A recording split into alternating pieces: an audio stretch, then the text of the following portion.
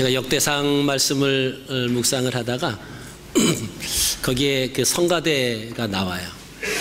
우리가 성가대를 하면 좀 수십 명에서 수백 명, 뭐 큰 교회는 막 그렇게 나오죠. 그래서 그냥 역대상에 보니까 찬양을 하는 사람들이 4,000명이나 있습니다. 그 4,000명 중에서 고르고 또 골라서 288명의 성가대를 세우는데 288명을 다 세우는 게 아니라 24계조로 나눠요. 그럼 한 계조가 12명입니다. 그러니까 성가대 인원이 12명이에요. 12명에다가 자기의 아들들 그리고 자기의 형제들, 그거는 그냥 엑스트라예요. 그래서 저도 우리 교회 성가대가 한 30명 정도 될 때 그때 좀 더 많았으면 좋겠다, 사실 그런 생각을 했는데 그 말씀을 묵상하면서 그래, 성가대가 많은 게 문제가 아니라 그 구약 성경에서도 하나님 성전에서 찬양하는 특권을 가진 사람이 12명. 근데 이 사람들이 아무 때나 올라가는 게 아니고 제비를 뽑아서 올라가더라고요. 제비를 뽑아서 올라가는데 이 찬양을 아주 능숙하게 잘하는, 그 12명은 아주 찬양을 그렇게 능숙하게 잘하는 사람들이 찬양을 하는 그런 모습을 말씀 묵상하다가 참 그렇구나. 그런데 오늘 우리 성가대 찬양하는 거 보니까 숫자도 비슷하고 그리고 아주 찬양을 참 잘 하셨어요. 그래서 그 성전에서 해왔던 그 하나님을 찬양하는 그 아름다운 모습이다라고 하는 그런 생각을 했습니다. 고맙습니다. 초등학교 2학년생이 아빠는 왜라고 하는 그런 시를 썼습니다. 그 시를 제가 읽어드리겠습니다.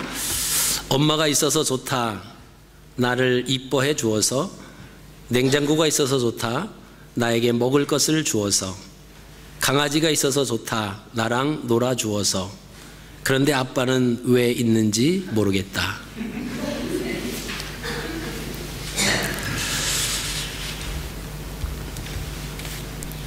이 초등학교 2학년 아이에게는 엄마가 자기를 이뻐해 주는 거예요. 냉장고 문을 열면 언제나 먹을 것이 있어요. 그게 냉장고가 좋은 거예요. 그리고 강아지가 자기가 같이 놀아주니까 강아지도 좋은 거예요. 근데 자기가 생각하니까 이 아버지는, 이 아빠는 자기를 예뻐해 주는 것 같지도 않고 만날 시간이 없으니까, 그리고 먹을 것을 주는 것 같지도 않고 또 더군다나 자기와 놀아주지도 않는 그 아빠를 생각하면서 우리 집에 있는 게 엄마와 냉장고와 강아지 그리고 아빠가 있는데 아빠는 왜 있는지 모르겠다. 이게 아빠는 왜라고 하는 그런 시에서 수상을 한 그런 시입니다. 여러분, 디모데후서 3장 2절 말씀에 의하면 마지막 때가 되면 사람들이 자기를 사랑한다는 거예요. 그리고 자기 중심적인 삶을 살아간다고 이야기하고 있습니다. 그래서 이웃에 대한 배려나 또 사랑이 식어져 가는 것이 당연하다라고 하는 것입니다. 믿음을 가지고 있는 사람들도 예외가 아니다라고 하는 것이죠.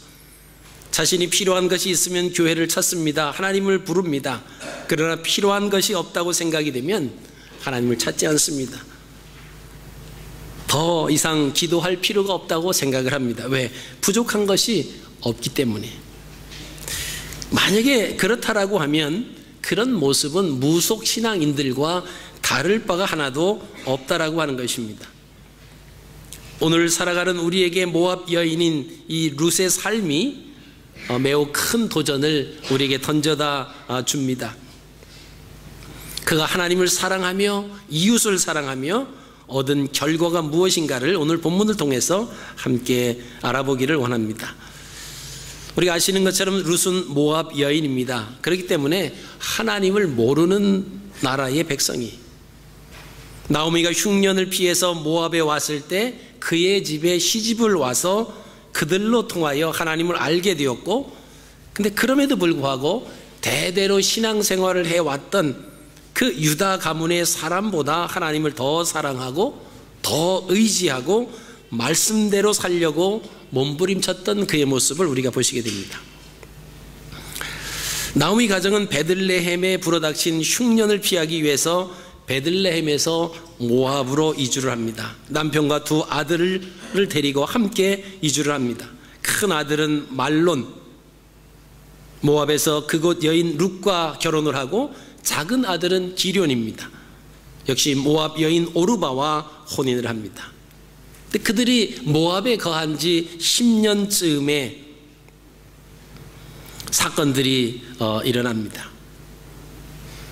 내려가기는 뭔가 얻기 위해서 내려갔는데 가서 남편도 죽고 결혼한 두 아들도 다 죽습니다. 그러니까 남은 것은 세 여자만 남았어요. 세 여자가 다 과부입니다. 우리가 이 당시에 살았던 이 시대적 배경을 오늘 1절 말씀을 보면은 사사시대다라고 하는 것을 알 수가 있습니다. 이스라엘 백성들이 출애굽에서 가나안 약속의 땅에 들어가서 정착한 후에 사사들이 치리하던 그 기원전 한 110년경의 사건이 룻기의 사건입니다. 모압이라고 하는 것은 우리가 아시는 것처럼 아브라함의 조카 롯의 맏딸이 낳은 민족입니다. 그래서 이들은 이스라엘 백성이 애굽에서 나와서 광야로 지날 때 모압 왕 발락이 그 술사 발람을 통해서 이스라엘을 저주하게 했던 그 민족이 바로 모압 민족입니다. 그러니까 하나님께서는 처음에 그래도 아브라함 조카의 그 자손들이기 때문에 그 땅을 공격하지 말아라, 그렇게 말씀을 하셨는데, 나중에 이스라엘 백성들을 그 발람을 통해서 저주하려고 했던 그 발락의 사건을 통해서 이제 이스라엘 백성들에게 그들을 쳐서 진멸하도록 명령을 하셨습니다. 룻기에 기록된 이스라엘과 모압 관계를 보면 뭐 평화로운 관계니까 이렇게 내려가기도 하고 그런 것 같지만 사실은 긴장 관계고 적대 관계입니다. 늘 그런 안 좋은 그런 관계가 있었다라고 하는 것입니다. 근데 엘리멜렉과 나오미는 살아가기 위해서 사실 모압으로 오늘날로 표현을 하면 이민을 간 것입니다. 그 땅이 어떤 땅인지, 하나님께서 기뻐하시는 곳인지 그것은 아랑곳하지 아니하고 당장 먹고 살기 위해서 이민을 간 겁니다. 어떻게 보면 우리의 삶도 다를 바가 없다는 것입니다. 우리가 이사를 가고 직장을 잡는 일에 있어서 얼마나 신앙생활과 연관해서 깊이 생각하고 결정하느냐라고 하는 것입니다. 필요에 의해서 적과의 동침을 하면서 뉘우치지 못하고 잘 될 것이라고 하는 허황된 생각 속에서 이민을 가는 거죠. 자신에게 조그만 이익을 주는 것을 좋아하고 당장 눈에 보이지 않는다고 해서 아빠가 왜 있어야 하는지를 모르겠다라고 말하는 그 초등생의 초등사고와 똑같다라고 하는 것입니다. 아빠가 있기 때문에 엄마가 자기를 사랑할 수 있고, 아빠가 있기 때문에 냉장고가 있고 냉장고 안에 먹을 음식들이 있는 겁니다. 아빠가 있기 때문에 강아지가 집에서 함께 살 수 있다라고 하는 그 생각은 못하는 거예요. 왜냐하면 당장의 아빠의 영향이 미쳐지지 않는 것 같기 때문에 그렇다라고 하는 것입니다.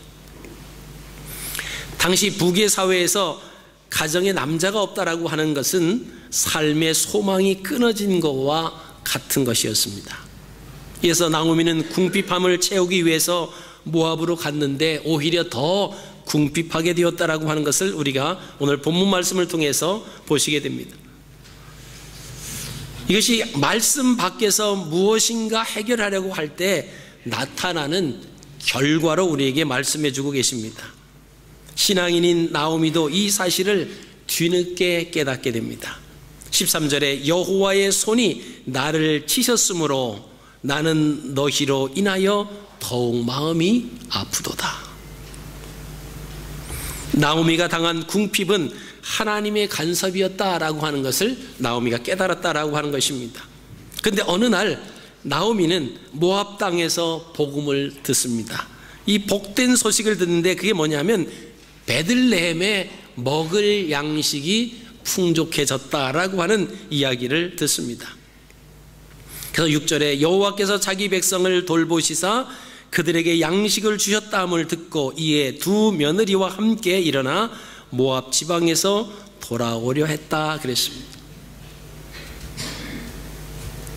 이 나오미가 베들레헴에 이제 곡식이 풍족하다라고 하는 소식을 듣습니다.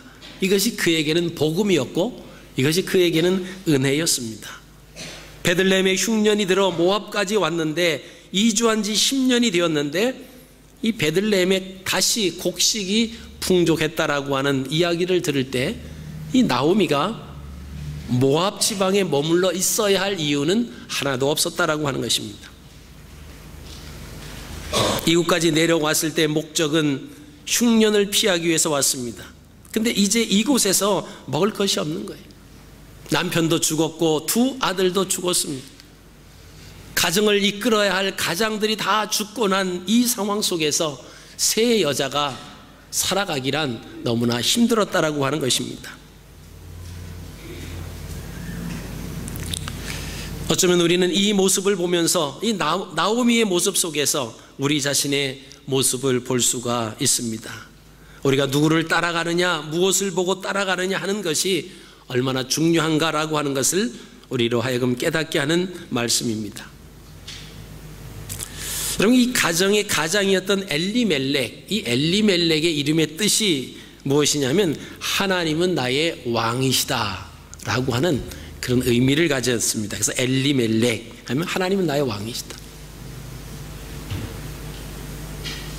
이를 보면은 이 엘리멜렉이 모태신앙이었다라고 하는 것을 우리가 알 수 있습니다.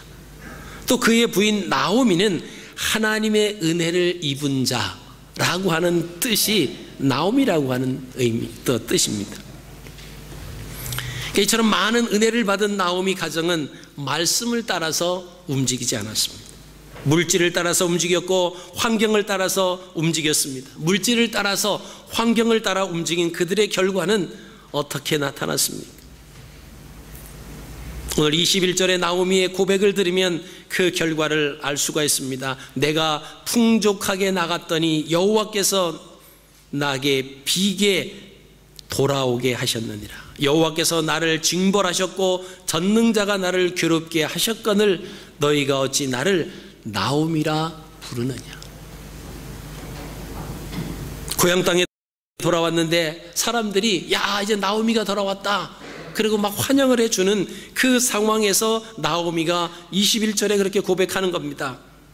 여호와께서 나를 징벌하시고 전능자가 나를 괴롭게 하셨는데 너희가 어찌 나를 하나님의 은혜를 입은 자라고 부르느냐. 하나님의 은혜를 입은 자 나오미라고 부르지 말아라. 나를 마라라 부르라 그렇게 말합니다. 우리가 마라 하면은 쓴물, 그죠? 마라의 그 쓴물 사건을 아시잖아요. 그러니까 나를 나오미라고 하나님의 은혜를 부른 자라고 부르지 말고 마라라고 불러라. 나오미 가족이 베들레헴을 나설 때에 그래도 풍족했습니다. 모압 생활 10년 지난 다음에는 다 비워져 버렸습니다. 모압 땅에 와서 당시 북의 사회에서 힘의 상징인 남편을 잃어버렸고 두 아들도 잃었습니다. 가지고 간 물건도 다 소진됐습니다. 나오미 자신만 남았습니다. 결과를 보면 출발 전의 상황보다 더 나빠졌다라고 하는 것입니다. 이 나오미는 모압에서 모든 것을 다 잃어버리고 이제 베들레헴에 먹을 양식이 있다라고 하는 그 소식을 듣고 두 자부와 함께 동행을 합니다. 어느 정도 길을 가다가 나오미가 다시 생각을 합니다.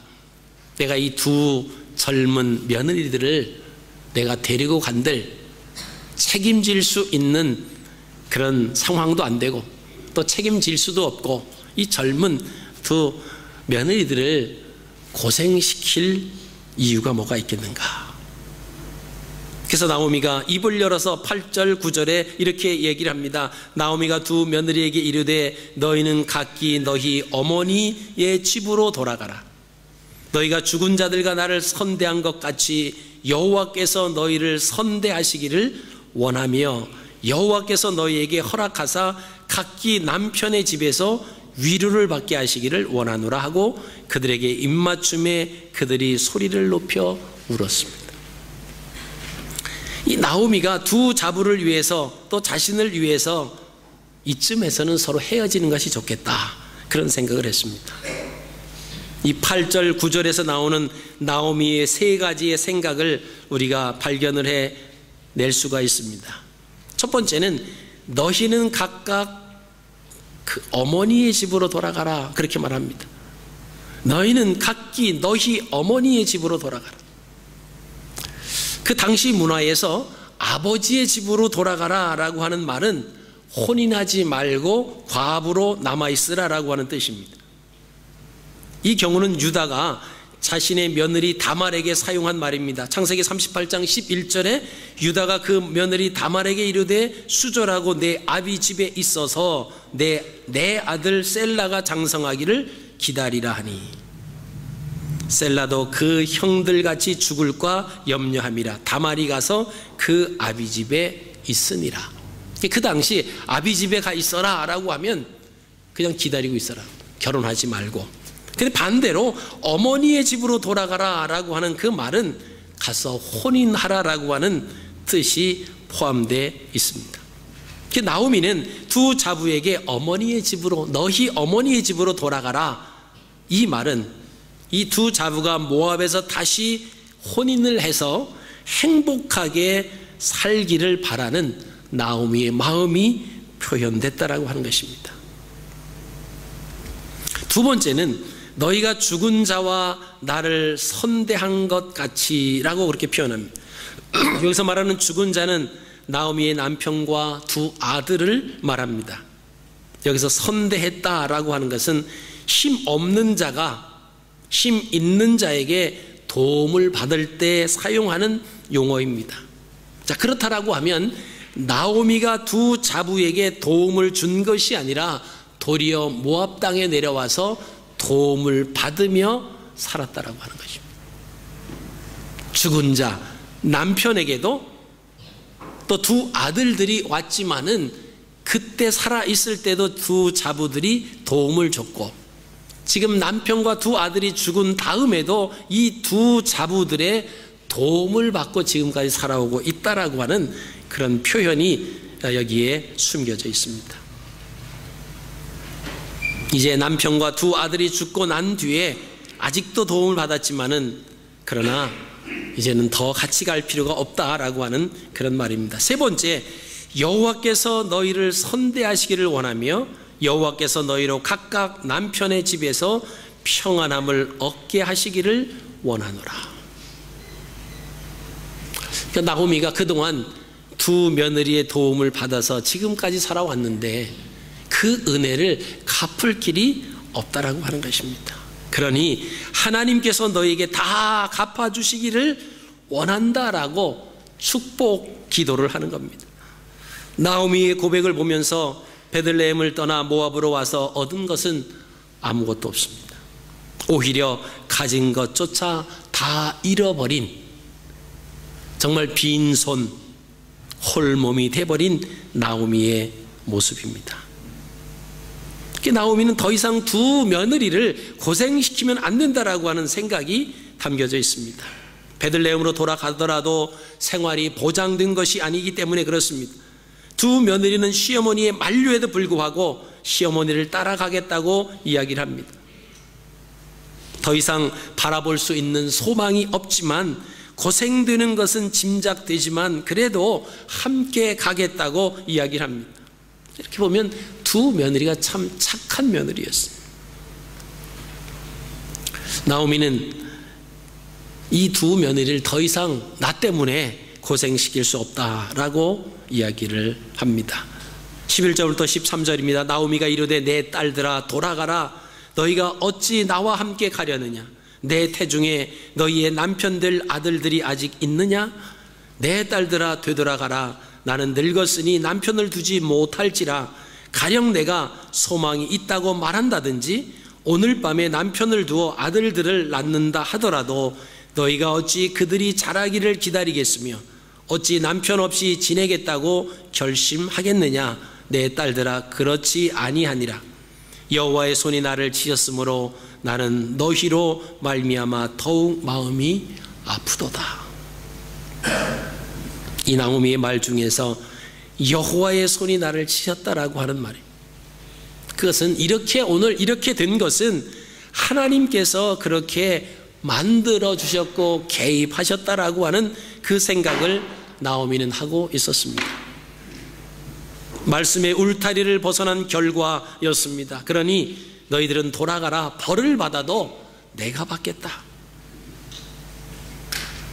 더 이상 두 자부들을 고난 속에, 고통 속에 함께 끌어넣지 않겠다라고 하는 그런 생각입니다. 나오미의 간곡한 부탁에 둘째 자부인 오르바는 돌아갑니다. 시어머니에게 울면서 마지막 인사를 합니다. 14절에 그 시모에게 입맞추되. 이 사람들은 만날 때 입맞추고, 만날 때 인사가 입맞추고, 헤어질 때 인사가 입맞추는 겁니다. 자, 둘째 자부 오르바는 모압으로 돌아갔습니다. 우리가 흔히 생각할 때 룻은 참 좋은 며느리였고 오르바는 좀 나쁜 며느리였다. 그렇지 않습니다. 둘 다 베들레헴으로 시어머니를 쫓아서 오려고 했던 그 사람들이, 간곡한 시어머니의 부탁에 오르바는 울면서 뭐 그렇게 생각했을지도 모르겠죠. 그래, 내가 또 쫓아간들 시어머니에게 또 더 짐이 될 수도 있겠다. 뭐 그런 생각을 했을 가능성도 있습니다. 울면서 입 맞추고 모압으로 돌아갔습니다. 근데 룻은 입 맞추는 대신에 오늘 보니까 이 나오미를 붙쫓았다 이렇게 말합니다. 여러분, 붙쫓았다라고 하는 이 단어의 히브리어가 다바크라고 하는 말입니다. 이 다바크는 본드처럼 부착이 되어서 떨어지지 않는다라고 하는 뜻이 다바크입니다. 룻은 지금까지 시어머니와 붙어서 떨어지지 않고 살아왔습니다. 앞으로도 시어머니와 붙어서 떨어지지 않고 살아가겠다라고 하는 그 표현입니다. 이는 죽어도 같이 죽고 살아도 같이 살겠다라고 하는 그 표현입니다. 오늘 룻의 마음이 16절, 17절에 잘 표현이 되어 있는 것을 우리가 보시게 됩니다. 룻이 이르되 내게 어머니를 떠나며 어머니를 따르지 말고 돌아가라 강권하지 마옵소서. 어머니께서 가시는 곳에 나도 가고 어머니께서 머무시는 곳에서 나도 머물겠나이다. 어머니의 백성이 나의 백성이 되고 어머니의 하나님이 나의 하나님이 되시리니 어머니께서 죽으시는 곳에서 나도 죽어 거기 묻힐 것이라. 만일 내가 죽는 일 외에 어머니를 떠나면 여호와께서 내게 벌을 내리시고 더 내리시기를 원하나이다. 이 룻은 내가 살아도 시어머니와 살고 죽어도 시어머니와 죽고 죽어서도 시어머니 묻힌 곳에 나도 묻히겠습니다. 그러니까 나를 자꾸 떠나라고 하시면 나는 떨어질 수 없는 그런 상황입니다. 내가 죽는 일 이외에 어머니를 떠나면 하나님께서 내게 벌을 내리시고 더 내리시기를 원합니다. 이 룻의 말을 들어보니까 이 나오미가 무슨 말을 하고 어떻게 해도 떨어질 사람이 아니었다라고 하는 것입니다. 룻은 시어머니와 다바크했다라고 하는 거죠. 손해보는 줄 알고 있었습니다. 나이 많은 시어머니 쫓아간들 베들레헴에 재산이 있는 것도 아닙니다. 기다려줄 사람이 있는 것도 아니에요. 근데 이 룻은 그 시어머니를 끝까지 쫓아가게, 시어머니의 하나님이 나의 하나님이 되고 시어머니의 백성이 나의 백성이 되겠습니다. 그러니까 시어머니 혼자 가야 또 고생하고 힘들어 살 거, 어차피 시어머니와 며느리의 관계니까 내가 가서 어머니와 같이 죽는 곳에 나도 죽고 묻히겠습니다. 그런 고백이죠.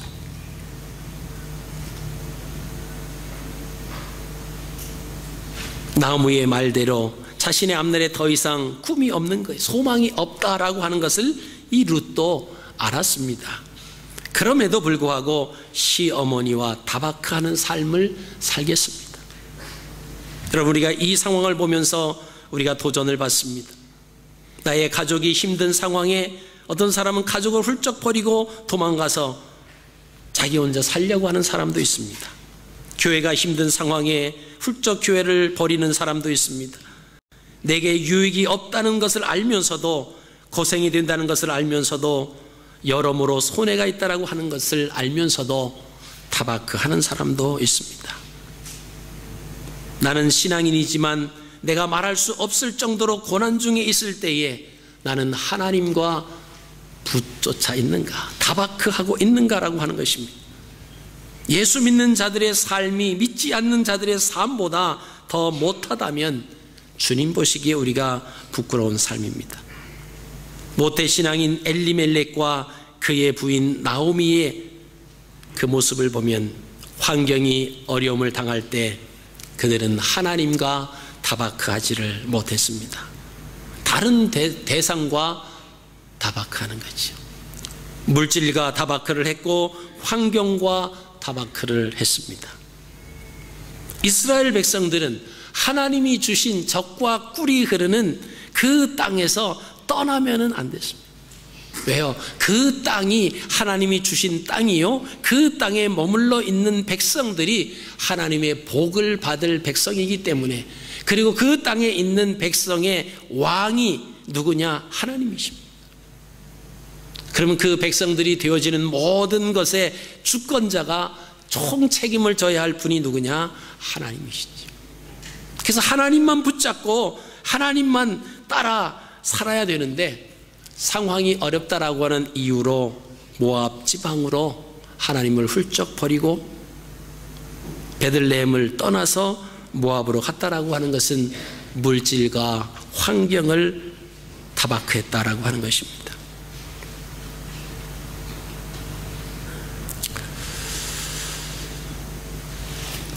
그는 아무런 조건 없이 시어머니를 섬겼습니다. 그리고 나오미가 섬긴 하나님을 섬겼습니다. 조건 없는 그의 섬김은 훗날 결코 헛되지 않았습니다. 모든 것을 다 보고 계시고 듣고 계시고 아시는 하나님께서 갚아 주셨습니다. 룻을 통하여 유다 가문이 세워집니다. 그는 이스라엘 최고의 왕이었던 다윗의 증조 할머니가 됩니다. 예수님께서 육신으로 이 땅에 오시는 길을 준비하는 영광을 누리게 됐습니다. 사랑하는 성도 여러분, 이 땅을 살아가다 보면 수많은 일들을 우리가 겪게 됩니다. 그때마다 세상의 조건과 환경과 타박하지 마시고 하나님과 타박하시는 삶이 되시기를 바랍니다. 세상 조건과 타박하면 모압으로 내려간 나오미처럼 모든 것을 잃을 수 있습니다. 그러나 룻처럼 하나님과 타박하는 삶을 살면 하나님께서 나의 궁핍함을 다 채워주십니다. 여러분, 세상과 타박하지 마시기를 바랍니다. 돈과 타박하지 마십시오. 사람과 타박하지 마십시오. 오직 하나님과 타박하시길 바랍니다. 주님과 타박하시고 말씀과 타박하셔서 우리가 하나님 그 말씀을 붙쫓아 살아가는 그 타박하는 삶을 사시기를 주님의 이름으로 축복합니다. 살아계신 아버지 하나님,